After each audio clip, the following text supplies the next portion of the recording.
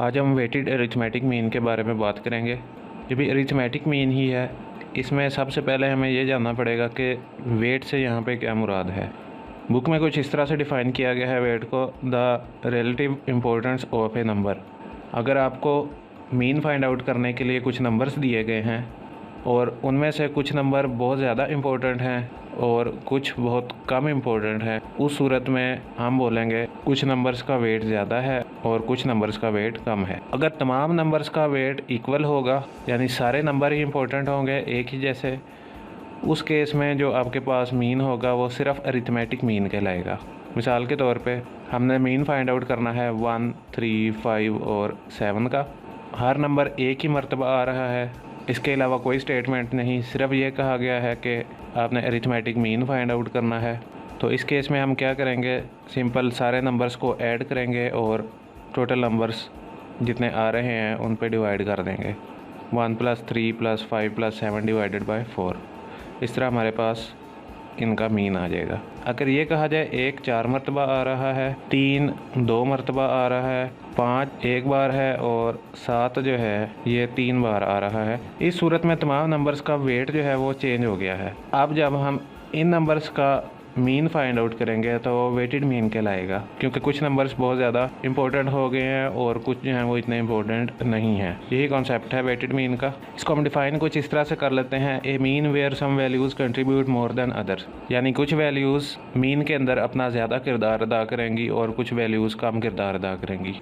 Mean और weighted mean में फ़र्क जानने के लिए एक एग्जाम्पल को देखते हैं हम, दोनों में फ़र्क हमें पता लग जाएगा। हम फ़र्ज़ कर लेते हैं कोई से 4 नंबर्स मौजूद हैं 1, 2, 3 और 4, और हर नंबर उसको हम एक कॉइन से रिप्रेजेंट करते हैं। अगर मीन फाइंड आउट कर रहे हैं, अगर 1, 2, 3, 4 यानी हर कॉइन एक ही बार आ रहा हो, उस सूरत में हमारे पास जो एवरेज कैलकुलेट होगी वो सिंपल एवरेज या मीन ही कहलाएगी। जैसे हमने 4 नंबर्स चूज़ किए हैं 1, 2, 3 और 4, आप देखें चारों एक ही मरतबा आ रहे हैं। इस केस में जो मीन है वो इनकी दरमियानी वैल्यू है जो इनको बैलेंस कर रही है। दूसरे अल्फाज में हम कह सकते हैं कि तमाम नंबर्स के वेट्स जो हैं इक्वल हैं। जिस तरह हर कॉइन एक ही मरतबा आ रहा है और एक ही जैसे कॉइन्स हैं, हम कह सकते हैं कि तमाम नंबर्स या तमाम कॉइन्स जो हैं वो सेम वेट वाले हैं। मीन इनका दरमियानी वैल्यू आ गई। ये जो पॉइंट हमारे पास बन रहा है ये इन चारों नंबर्स का मीन आ जाएगा हमारे पास। अब अगर वेट्स इक्वल ना हों, वेट्स इक्वल ना होने का मतलब कुछ नंबर जो हैं वो दूसरों से ज़्यादा इंपॉर्टेंट होंगे। मिसाल के तौर पे नंबर 3 जो है वो 2 दफ़ा आ रहा है, 4 3 दफ़ा आ रहा है और 2 जो है उसको भी हम 2 दफ़ा कर देते हैं। जैसे ही हमने वेट चेंज किए हैं नंबर्स के, नंबर 2 2 मरतबा आ रहा है, 2 कॉइन्स यूज़ किए हैं, उसकी जगह नंबर 3 भी 2 मरतबा है, उसकी जगह 2 कॉइन्स आ गए। जबकि नंबर 4 जो है ये 3 मरतबा आ रहा है, 3 कॉइन्स इसकी जगह रख दिए हमने, मतलब वेट चेंज हो गए हैं। कुछ नंबर्स ज़्यादा इंपॉर्टेंट हो गए हैं, कुछ कम इंपॉर्टेंट है। अब इस केस में आप देख लें बैलेंस नहीं है, इनका मीन फाइंड आउट करना है हमने। जो मीन फाइंड आउट होगा यानी वो वैल्यू जो इसको बैलेंस करेगी वो वेटेड मीन कहलाएगी। अब जैसे ही हमने स्केल की पोजीशन चेंज किए बगैर इसको बैलेंस किया है, उस सूरत में आप देखें कि मीन जो है वो बिल्कुल आपकी दरमियानी वैल्यू नहीं है। इस तरह से मीन और वेटेड मीन के दरमियान फ़र्क आता है। 1, 2, 3, 4 का मीन जो है ये तो आपके पास बिल्कुल दरमियानी वैल्यू यहाँ पे आ जाएगी 2.5। 1 + 2 + 3 + 4 डिवाइडेड बाय 4 करेंगे तो 2.5 आंसर आएगा। लेकिन अगर इनके वेट्स चेंज कर दें, मिसाल के तौर पे 1 का वेट 0.1, 2 का वेट भी 0.1 रख दें हम, 3 का वेट 0.7 और 4 का वेट भी 0.1 ही चूज़ कर लेते हैं। इस केस में मीन जो है वो कुछ इस तरह से आएगा, वेटेड मीन कुछ इस तरह से आएगा 0.1 × 1 + 0.1 × 2 + 3 का वेट 0.7 है, 0.7 × 3 + 0.1 × 4। जैसे ही सारों को कैलकुलेट करेंगे आंसर हमारे पास आएगा 2.8। वेटेड मीन जैसे ही है इसका फाइंड आउट होगा 2.8 आ रहा है, मतलब 3 के करीब करीब इस पॉइंट पे वेटेड मीन है। यहाँ पे कहीं पे वेटेड मीन मौजूद है। ग्राफिकली अगर देखना चाहते हैं वेट्स के हिसाब से ग्राफ को, रफ सा स्केच ड्रा कर लेते हैं, समझ आ जाएगी आपको। 1 का वेट 0.1 था, 2 का वेट भी 0.1 है, जबकि 3 का वेट 0.7 है, मतलब इसकी बार ज़्यादा ऊपर होगी, और 4 का वेट भी 0.1 है। इनका मीन जो है वेटेड मीन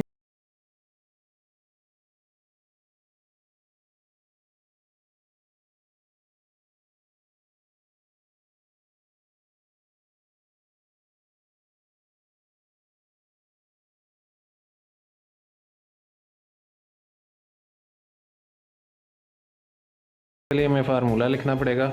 इसकी नोटेशन जो है स्मॉल x W सब्सक्रिप्ट है, W इधर वेट के लिए मेंशन हो रहा है, यानी हम वेटेड मीन फाइंड आउट कर रहे हैं। कैपिटल X बार अगर आ रही है तो उसका मतलब सिंपल मीन है। स्मॉल x बार और नीचे W मेंशन किया गया है तो इसका मतलब वेटेड मीन होगा। जिस नंबर का जिस तरह से हमने अभी कैलकुलेट किया है, जिस नंबर का जितना वेट गिवन है उनको मल्टीप्लाई करना है और सारों को ऐड कर देना है और टोटल नंबर ऑफ वेट्स पे डिवाइड कर देंगे। इस केस में टोटल वेट जो है आपका बन रहा था 0.1 प्लस 0.1 0.2 0.7 मिलाएंगे 0.9 हो जाएगा, फिर 0.1 मिलाएंगे तो 1 हो जाएगा। 2.8 को 1 से डिवाइड करेंगे तो 2.8 ही आ जाएगा, इस वजह से हमने इसे डिवाइड नहीं किया था। एक्चुअल फार्मूला इसका है हमारे पास वेटेड मीन का summation WX divided by summation W। जितने भी वेट्स हैं, जिस नंबर का जितना वेट है उनको आपने मल्टीप्लाई करना है, ऐड करना है, क्योंकि सम लिखा गया है यहाँ पे, और टोटल नंबर ऑफ वेट जो है उस पर आपने डिवाइड कर देना है। इसको आप कुछ इस तरह से भी लिख सकते हैं ओपन करके W1x1 plus W2x2 and so on up to WNXN divided by W1 plus W2 plus so on plus WN। दोनों फार्मूला सेम है, ये ओपन फॉर्म में है और इसको समीशन की शक्ल में लिख दिया गया है। नेक्स्ट इसकी एग्जांपल सॉल्व करते हैं। सबसे पहले एक सिंपल सी एग्जांपल है, वेट्स गिवन है और ऑब्जर्वेशंस दी गई हैं, इनके अपने वेटेड मीन फाइंड आउट करना है। सिंपल वेट्स को और ऑब्जर्वेशंस को आपस में मल्टीप्लाई करेंगे, 1 मल्टीप्लाइड बाई 2 ही आ जाएगा, 14 2 28, 8 और 5 को मल्टीप्लाई करेंगे तो 40 आ जाएगा। इन सबसे पहला काम आपने WX सारे फाइंड आउट कर लेना है, W को और X को आपने मल्टीप्लाई कर देना है।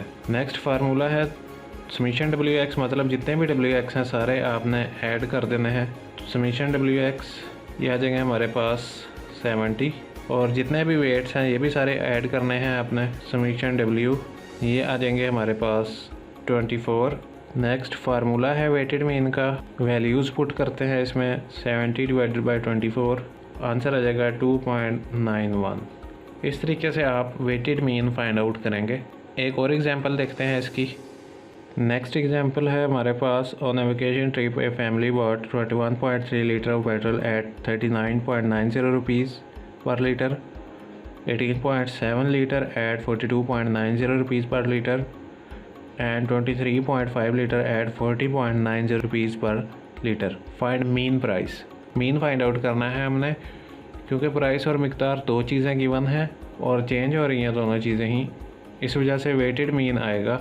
अब एक प्राइस का जिक्र है यहाँ पे और दूसरा नंबर ऑफ़ लीटर्स हैं, यानी मिकदार है। जब भी मिकदार या तादाद दी गई हो उसको आपने वेट कंसीडर कर लेना है और दूसरी जो वैल्यूज़ हैं वो x आ जाएंगी सारी, यानी यहाँ पे प्राइस x के लाएगी और मिकदार जो आ रही है पेट्रोल की वो हम